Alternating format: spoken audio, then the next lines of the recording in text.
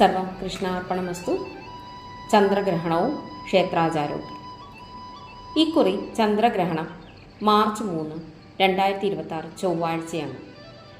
ഗ്രഹണ സമയത്ത് അറിയേണ്ട കാര്യങ്ങളും ക്ഷേത്രാചാരങ്ങളും ജ്യോതിഷശാസ്ത്രമനുസരിച്ച് അതേപോലെ തന്ത്രശാസ്ത്രമനുസരിച്ചും ഗ്രഹണ സമയം എന്നത് പ്രപഞ്ചത്തിൽ വലിയ ഊർജ മാറ്റങ്ങൾ സംഭവിക്കുന്ന കാലയളവാണ്. അതിനാൽ ക്ഷേത്രങ്ങളിൽ ഈ സമയത്ത് പ്രത്യേക നിഷ്കർഷകൾ പാലിക്കാറുണ്ട്. മാർച്ച് 3, 2026 ചന്ദ്രഗ്രഹണം ഇവിടെ ആചരണീയമാണ്. ക്ഷേത്ര നടകൾ വൈകിട്ട് 3:19 മുതൽ വൈകിട്ട് 7 വരെ അടച്ചിടാനുള്ള തീരുമാനത്തിലാണ് മിക്ക തന്ത്രികളും. അതാണ് ഉത്തമവും. ആറ്റുകാൽ പൊങ്കാലയും ഈ ദിവസമാണ്. അവിടെ വൈകിട്ട് 3:10 മുതൽ സന്ധ്യയ്ക്ക് 7 വരെ ക്ഷേത്രനട അടച്ചിടുന്നതായിരിക്കും.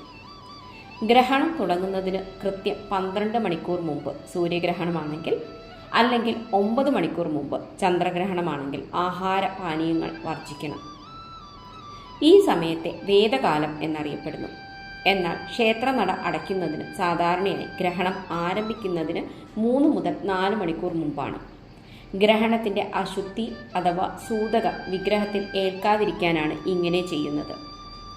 ഗ്രഹണം ആരംഭിക്കുന്ന സമയം മുതൽ അത് പൂർണ്ണമായി അവസാനിക്കുന്ന മോക്ഷകാലം വരെയാണ് ക്ഷേത്രനട അടച്ചിടേണ്ടത്. കേവലം ഗ്രഹണത്തിൻ്റെ പരിപൂർണതയിൽ മാത്രമല്ല, മറിച്ച് ഗ്രഹണത്തിൻ്റെ സ്പർശകാലം മുതൽ മോക്ഷകാലം വരെ നട അടച്ചിരിക്കണം. ഗ്രഹണം പൂർണ്ണമായി അവസാനിച്ചാലുടൻ ക്ഷേത്രം തുറക്കാൻ പാടില്ല. ഗ്രഹണം കഴിഞ്ഞ് ബിംബത്തിനും ക്ഷേത്രത്തിനകത്തും ശുദ്ധി വരുത്തേണ്ടതുണ്ട്. ഗ്രഹണം കഴിഞ്ഞ് നട തുറന്ന് ബിംബത്തിൽ ശുദ്ധികലശം അഥവാ പുണ്യാഹം നടത്തിയതിനു ശേഷം മാത്രമേ സാധാരണ പൂജകൾ ആരംഭിക്കാവൂ. അതുകൊണ്ട് ഗ്രഹണം കഴിഞ്ഞ് ഏകദേശം 1 മുതൽ 2 മണിക്കൂർ വരെ ശുദ്ധീകരണ ചടങ്ങുകൾക്ക് എടുത്ത ശേഷം മാത്രമേ ഭക്തർക്ക് ദർശനം അനുവദിക്കാറുള്ളൂ.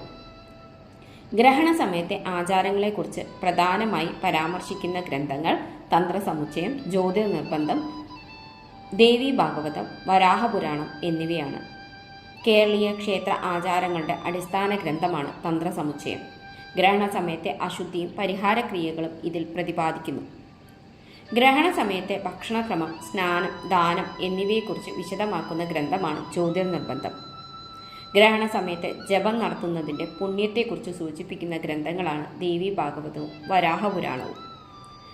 ക്ഷേത്ര സംബന്ധിയായ കാര്യങ്ങളിൽ ഏറ്റവും പ്രധാനപ്പെട്ടത് തന്ത്രസമുച്ചയം തന്നെയാണ്. ഗ്രഹണ സമയത്തെ പൊതുവായ ആചാരങ്ങളെക്കുറിച്ച് സ്മൃതികളിലും പരാമർശമുണ്ട്.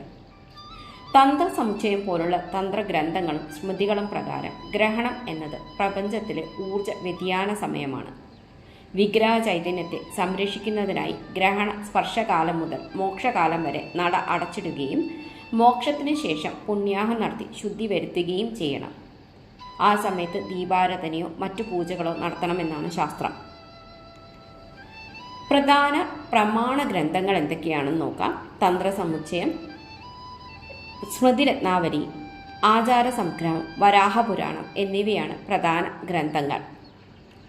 സൂര്യഗ്രഹണം ഇന്ത്യയിൽ ആചരണീയമാണോ എന്നൊരു സംശയം എല്ലാവർക്കുമുണ്ട്. 17/2/2026 ഉള്ള സൂര്യഗ്രഹണം ഇന്ത്യയിൽ ആചരണീയമല്ല. 2026 മാർച്ച് 3 ചന്ദ്രഗ്രഹണം പൂർണ്ണമായും ഇന്ത്യയിൽ ബാധിക്കുന്നതാണ്. 2026 മാർച്ച് 3 ചിങ്ങം രാശിയിലാണ് ഗ്രഹണം സംഭവിക്കുന്നത്. 27 നക്ഷത്രക്കാരെയും ഗ്രഹണം ബാധിക്കുന്നുണ്ട്. ചിലർക്ക് ഗുണാനുഭവങ്ങളും ചിലർക്ക് ദോഷാനുഭവങ്ങളും ചിലർക്ക് സമ്മിശ്ര അനുഭവങ്ങളുമാണുള്ളത്. ഗുണാനുഭവങ്ങൾ വരുന്ന നാളുകൾ അശ്വതി, ഭരണി, രോഹിണി, തിരുവാതിര, പുണർദം, ഉത്രാടം, പൂരാടം, തിരുവോണം, അവിട്ടം, മകരക്കൂറാണ്.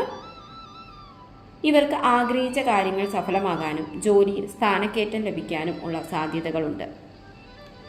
ഗുണദോഷ സമ്മിശ്ര ഫലങ്ങളുള്ള നാളുകൾ, അതായത് മിതമായ ഫലങ്ങൾ മാത്രം ലഭിക്കുന്നവരാണ്. ഇവർക്ക് കഠിനാധ്വാനം ഉണ്ടെങ്കിൽ മാത്രമേ ഈ ഫലങ്ങൾ ലഭിക്കുള്ളൂ. കാർത്തിക, മകീരം, ആയില്യം, അനിഴം, തൃക്കേട്ട, മൂലം, ചതയം, ഉത്രട്ടാതി, രേവതി. ഈ സമയത്ത് ഇവർക്ക് പുതിയ ഉത്തരവാദിത്തങ്ങൾ, അതായത് മാർച്ച് 3 ശേഷം പുതിയ ഉത്തരവാദിത്തങ്ങൾ ഏറ്റെടുക്കേണ്ടി വരും. ചിലവുകൾ വർദ്ധിക്കാനും സാധ്യതയുണ്ട്. ദോഷാനുഭവങ്ങൾ ഉള്ള നാളുകൾ, അതായത് ജാഗ്രത പാലിക്കേണ്ട നാളുകൾ പൂയം, മകം, പൂരം, ഉത്രം, അത്തം, ചിത്തിര, ചോതി, വിശാഖം, പൂരരുട്ടാതി എന്നതാണ്. മനക്ലേശത്തിനും ആരോഗ്യപരമായ ബുദ്ധിമുട്ടുകൾക്കും സാധ്യതയുള്ളതുകൊണ്ട് ജാഗ്രത പാലിക്കണം. തൊഴിൽ രംഗത്ത് തടസ്സങ്ങൾ, അനാവശ്യ ഭയം, കലഹങ്ങൾ എന്നിവയുണ്ടാകാൻ സാധ്യതയുണ്ട്. പ്രധാന തീരുമാനങ്ങൾ ഗ്രഹണം കഴിഞ്ഞതിന് ശേഷം മാത്രം എടുക്കുക. ദോഷപരിഹാരത്തിനായി ഗ്രഹണം കഴിഞ്ഞാലുടൻ ശുദ്ധജലത്തിൽ സ്നാനം ചെയ്യുക. ഗ്രഹണ സമയത്ത് മഹാമൃത്യുഞ്ജയ മന്ത്രം, വിഷ്ണു സഹസ്രനാമം എന്നിവ ജപിക്കുന്നത് അത്യുത്തമമാണ്. ദോഷമുള്ള നക്ഷത്രക്കാർ ഗ്രഹണം കഴിഞ്ഞ് അരിയോ കറുത്ത എള്ളോ ദാനം ചെയ്യുന്നത് വിശേഷമാണ്. ഗ്രഹണത്തിന് ശേഷം ക്ഷേത്രത്തിൽ പുണ്യാഹം നടത്തി ശുദ്ധിയായ ശേഷം ദർശനം നടത്തുക. വിശദമായ വിവരങ്ങൾ നൽകിയതിന് ഉത്തര ജ്യോതിഷ ഗവേഷണ കേന്ദ്രത്തിന് നന്ദി അറിയിക്കുന്നു. കൂടുതൽ വിവരങ്ങൾ അറിയാൻ ഈ ചാനൽ സബ്സ്ക്രൈബ് ചെയ്യുക. സർവം കൃഷ്ണാർപ്പണമസ്തു. നന്ദി.